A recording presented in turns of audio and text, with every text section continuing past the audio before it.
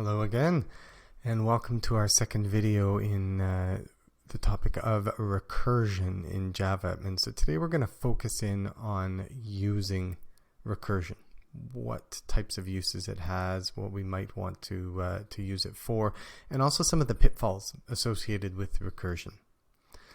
We're going to start off with a task that I give my class, and that's just to visualize what recursion can look like.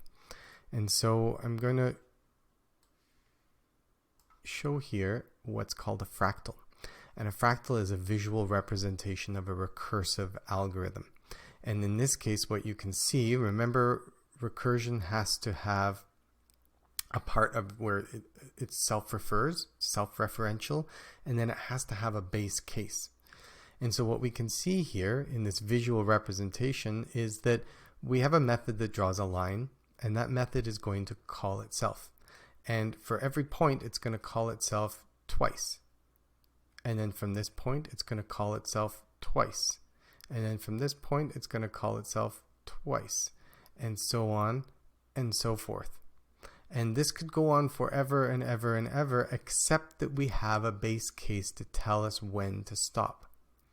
And in this case, the base case for fractals is often the depth. How many times do we want to repeat this? So, you know, depth of 1, depth of 2, depth of 3, depth of 4, depth of that type of thing. And so fractals are those visual representations. Fractals are really neat, and I suggest that you kind of look it up on your own because it's a kind of a fun topic. Fractals appear in nature, and fractals are also used a lot in computers, animation, things like that, in order to render things. So fractals are that visual representation, but recursion is also used in a number of tasks, and it's used to provide a simple, elegant solution to what would otherwise be a complex task. And so when we look at recursion, one of the first questions that people ask is it necessary? When we look at a basic example of recursion here, essentially what we've got here is a method that is calling itself. In other words, it's a loop. And so why can't you just use a loop in place of recursion? And so it's actually been proven that you can. So you can, given an infinite amount of memory, you could turn a recursive algorithm into a regular iterative algorithm. However, just because you can doesn't mean that you want to, doesn't mean that it will be as easy to maintain or as elegant or any of that. And so that's where recursion has its power, is that you can do some very complex tasks and you can do it with a very simple algorithm. So is it necessary? Theoretically, no. Practically, yes, sometimes. When do you want to use recursion? Well, that hint was kind of given in the last video. When you have a problem where you can envision that problem iteratively smaller. So in other words, I can represent the problem of sorting a list by thinking about sorting a smaller list. And I can think about sorting that smaller list by thinking of sorting a smaller one. And I can continue doing that. And the task is essentially the same. It has to be the same because we're recursing. So I want to sort a big list, I want to sort a small list, I want to sort a smaller list, I want to sort a smaller list until I have 2 items. And when I have 2 items, I have a base case and I can actually just sort those 2 items, and then I can get a little bigger and a little bigger. So what you're looking for is some sort of problem that can be represented in a similar but simpler solution. Those are great candidates for recursion. So you want to find something that uses similar moves or steps. So can you find something that is simpler? And can you identify a spot to stop? A base case where we can actually sort just those 2 items and then continue to iterate back up. It has to be a simpler problem of itself. I mean, many problems can be broken into sub-problems. That's not recursion. It's when it's the same problem, the same task, but a little bit simpler. And then a little bit simpler. And then a little bit simpler. So I've talked a little bit about some of the advantages of recursion. It's simple. It is really simple to solve, to write, when a regular iterative solution could be quite difficult and involve quite a bit more memory. And so sometimes you'll get thrown around words like they're eloquent or they're very concise, and that's sort of saying the same thing. Here's an example of a recursive algorithm, which would be to process nested wooden figures. So you keep opening, you keep opening, you keep opening. And so, you do whatever is required to the outer figure in the nest, and then process the ones inside it. So, unscrew it, then unscrew the next one, then unscrew that, and then just keep doing it and doing it and doing it. And then if there's only one, then you stop and you don't do it again. There are disadvantages. Okay, life is not all rosy with recursion. There is some memory overhead involved. There is some memory overhead involved when you are using recursion. And that is because you always have to remember where you're coming from. Whenever you call a method, there has to be that memory of where you were called from so that you can go back to that spot and continue. Well, if I have a method that calls itself, that calls itself, that calls itself, that calls itself, you are basically adding to this list of things you need to remember. And there's certain terminology around that. So when you run a program, there's something called a stack involved. And a stack is literally just what it sounds like. If this card here represents my main method where I'm running my program, then when I call my recursive method, I add that on top of the stack. So now I have two places, and when I'm done with this, I can always go back to my main method.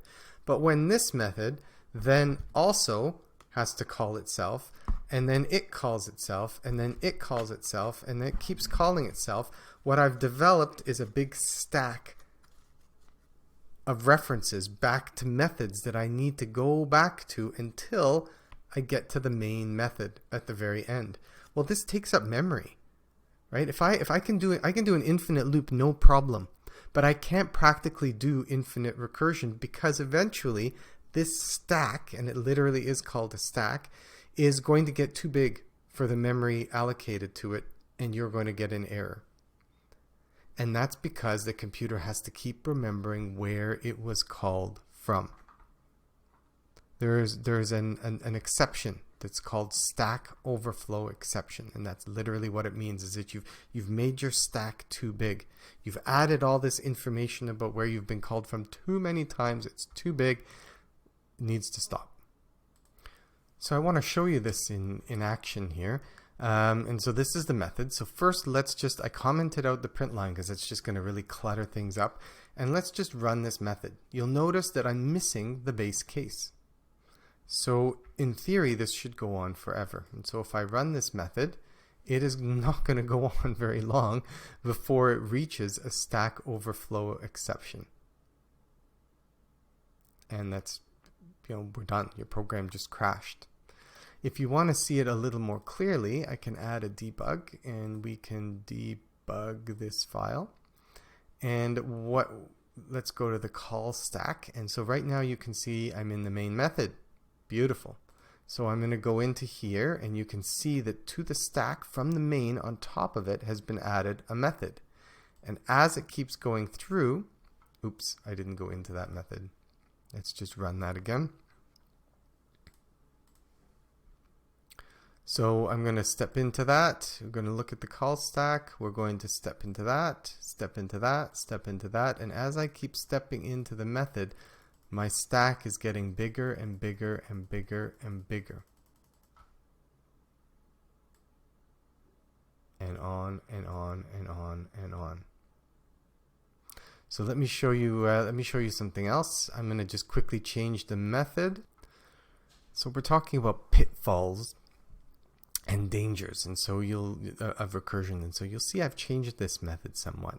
And I want you to have a look for a second. I'm going to pause, and I want you to think about whether this satisfies the two conditions of recursion that we were talking about.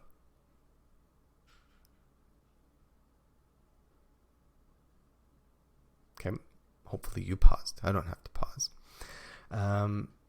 It does and it doesn't. So does it have a recursive call? Yes, we've already talked about that. The little change that I made was that we're going down by 1 now every single time. Does it have a base case? Yes, it does. But there's a problem.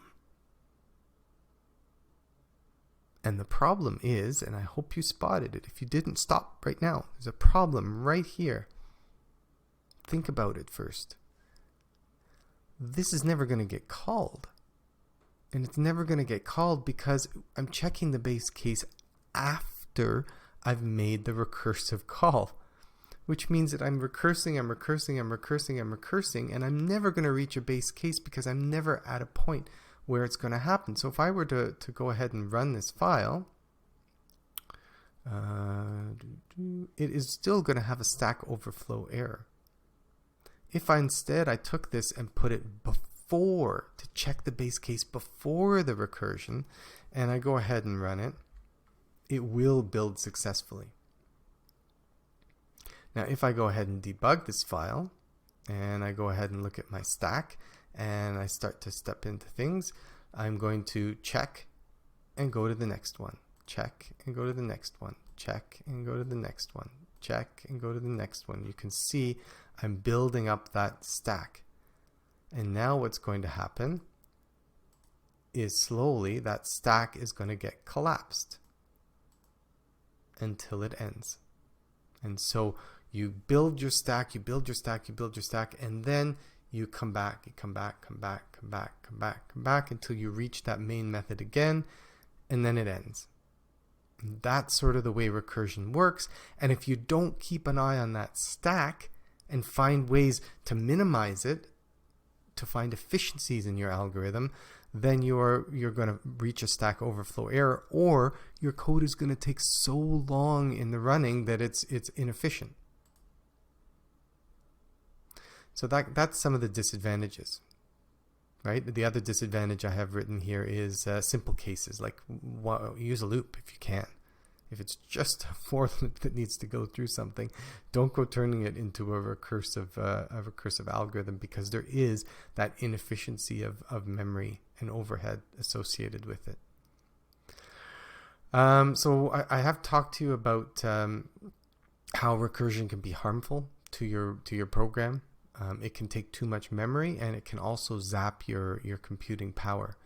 And the perfect practical example of this is trying to calculate the Fibonacci sequence. And the Fibonacci sequence is when you are basically referring to the Fibonacci of n is going to be equal to the Fibonacci of n minus 1 plus the Fibonacci of n minus 2. And you keep going down and down and down and down until you reach the two base cases, which are when n is 1 or when n is 2. Okay, and the problem is that on a standard computer, if you run it with 10, easily it'll be able to do it. If you run it even with just 50, you could hang up your computer for a while. Don't even try 500 or 1,000 or something like that. It just becomes too astronomical. And I want to show you another representation of what recursion looks like. Okay, I'm going to skip the live demo for a second. We kind of already did that. And I want to show you what the Fibonacci call actually looks like. So if I want to know the Fibonacci of 7, I need to calculate the Fibonacci of 6 plus the Fibonacci of 5. If I want to calculate the 6, I've got to do this, and so on, and so on, and so on, and so forth. My expectation of you as coders following along in my course is that you can build this tree. I will be asking you to show me sometimes the tree that is built by an algorithm. So you have an algorithm like this, where it's making these calls, n-1, n-2. You should be able to follow it and see how this can be represented as a tree, where every call to Fibonacci is going to be split into 2. And so let's go back and look at that. 7 is split into n-1 plus n-2. n-1 plus n-2. How does the computer solve this? Well, the computer is going to start here. It's going to go down the left path, because that's the first command that's executed. The left path, the left path, the left path, the left path, all the way down to the bottom. When it gets down to the bottom, it will return its base case. Let's go look at it again. N equals 2, it will return 1. And then, because it's reached the bottom, it is now going to go off to evaluate this other one. So let's jump back. So it's got this value, it comes back up here and then goes to evaluate the right hand side. When it's done those two, it adds them up and it comes back up to here and it evaluates the right hand side. And when these two are done, it gets added up and goes back to here, and then it evaluates the right. And so it's actually going down in sort of a leftmost fashion, all the way down here and then to here and then to here and then to here and then this way and then up all the way down here like that until we finally get to the end. Okay, so you should be able to trace through that. But that's actually not the point of this. The point of this is actually to bring in the topic of dynamic programming. And dynamic programming is basically saying recursion can sometimes be really bad. Aren't there some ways that we can find some efficiencies? And so looking right now at how this is calculated, can you find a way to make Fibonacci more efficient? And I want you to actually pause and look and see if you can find some inefficiencies here. So go ahead and pause the video. No, I asked you to pause the video, please, and think about this problem for a little bit. I know what you're thinking. You're thinking, this is a video. How does he know that I haven't paused and I'm actually just going through it? I know. Please take a moment, pause the video, have a look, and try to see where the inefficiencies lie.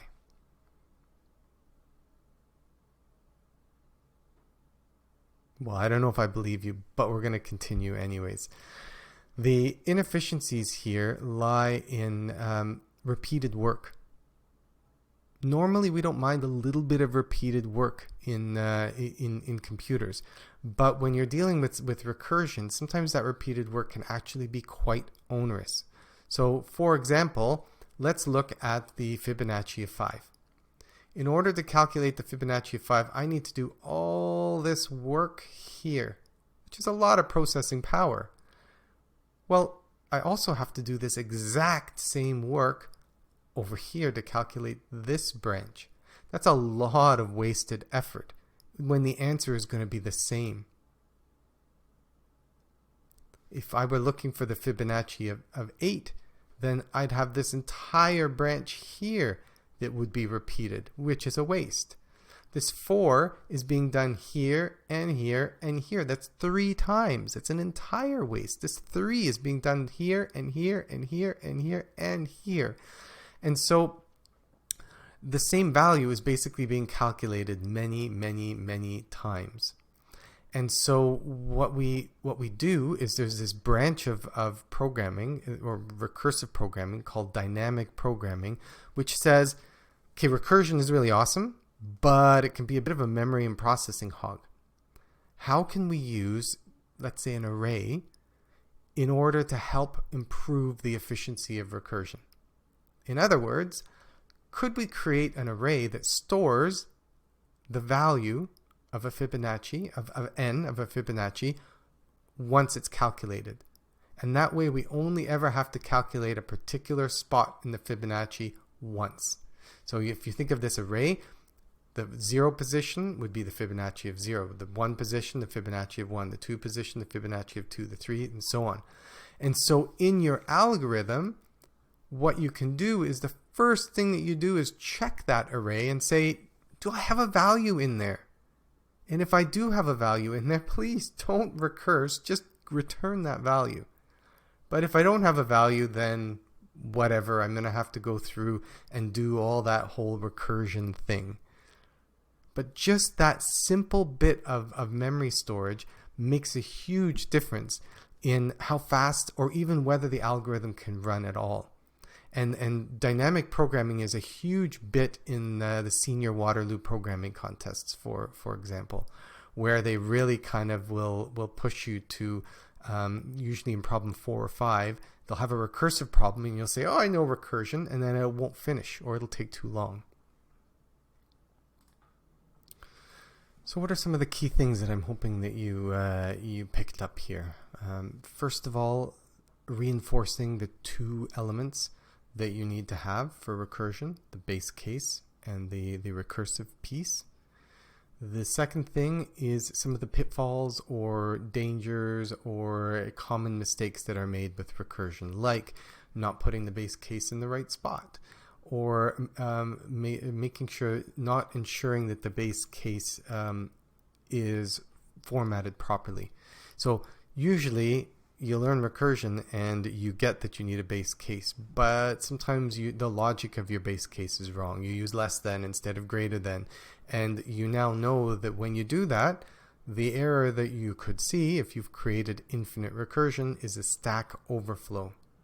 And that basically means that you just have kept adding that piece of information of where I've been called from or where I need to go back to, and you've just added it too many times. From a practical perspective, that is a variable. I don't want to say it's a variable. It's a configuration of the Java virtual machine that could be changed. So you could increase the size of your Stack Overflow to allow for you to handle bigger problems. It's set to a default. Then we talked about how one of the disadvantages of recursion can be the amount of memory it takes or the amount of processing time it can use. And one of the techniques that we have in order to try to address those flaws are dynamic programming. And dynamic programming is finding a way to make use of memory to allow us to avoid certain types of recursion. So to avoid recursing if we don't need to, by giving your algorithm a little bit of memory. And that's it. You guys are now recursion masters, if there is such a thing. To be perfectly honest with the topic of recursion, it's not a question of knowing what recursion is. It's being able to identify when you can use it and how to use it. And that's why we have some of those problems that I give in class where I'm just trying to get you to think, to do some thought experiments about how recursion could possibly work. At any rate, I hope this was useful to you, and I'll see you in another video soon. Bye-bye.